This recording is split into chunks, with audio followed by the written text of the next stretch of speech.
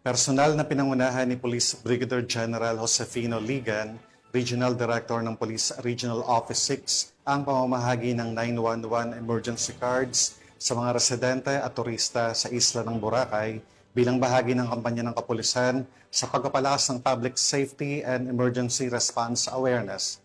Yan ang balitang hatid ni Patrolwoman Justin May Halores.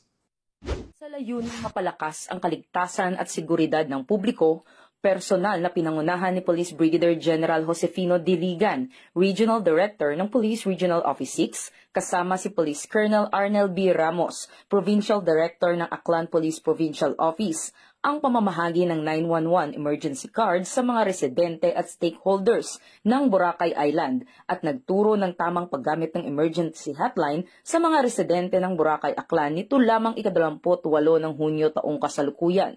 Bilang bahagi ng aktibidad, binigyang diin ng mga opisyal ang kahalagahan ng maayos at responsabling paggamit ng naturang emergency hotline upang matiyak ang mabilis na tugon ng mga kapulisan sa oras ng sakuna o krimen. Layunin ng inisyatibang ito na mapatatag ang ugnayan ng pulisya at komunidad, habang pinapalaganap ang kaalaman hinggil sa mga tamang hakbang tuwing may emerhensya.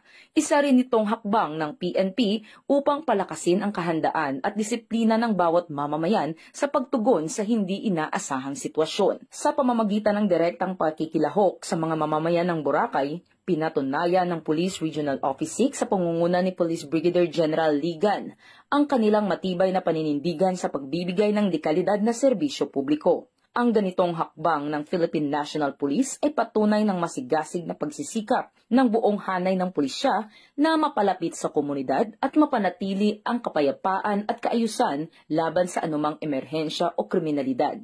Dahil sa bagong Pilipinas, ang gusto ng pulis, ligtas ka. Mula rito sa Police Regional Office 6, ako ang inyong PNN Correspondent Patrolwoman Justin May Halores. Alagad ng batas, tagataguyod ng Balitang Pulis.